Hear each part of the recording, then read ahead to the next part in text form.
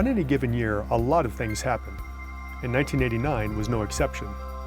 Nintendo released its Game Boy, Seinfeld premiered, former National Cancer Institute director Harold Varmus won the Nobel Prize, and the Berlin Wall came down.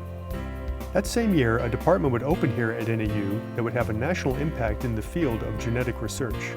Led by Dr. Paul Keim, a world-renowned expert in infectious diseases, the Keim Genetics Lab has for years specialized in genomics analysis while also launching the careers of thousands of students into scientific fields.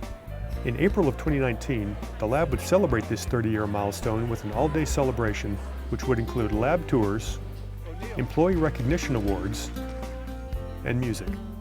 However, the focus of this day would be the return of former alumni, many of whom would give talks focusing on their respective areas of expertise. If a skunk eats a bat that died of rabies and then takes it back to species called our baby, could that be a whole other mode of transmission of this disease?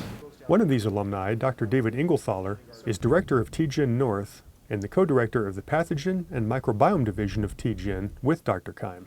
At TGen North, we consider ourselves part of the Keim Lab, and it's been really a pleasure and been kind of the ultimate of my career to be able to tackle the things that I think are important in public health and infectious disease. Anyways, they identified this, maculatum, which has been seen before but never associated with disease. Working with a person like Paul is certainly a once-in-a-lifetime opportunity. Be able to really get not just an incredible knowledge, but also a real global understanding of how to apply science in the real world. The other alumnus would share similar feelings. I'm very grateful for all the opportunities that I was given as an undergraduate student at Northern Arizona University. I feel like, especially in Paul's lab, we had so many resources to use and utilize and learn from, and that has been huge in developing my career. The Keim Genetics Lab definitely had a lot to do with me going off to medical school. I, to this day, really appreciate the opportunities that it allowed me to have later in life. Paul's lab is very open, and Paul is very focused on the technology.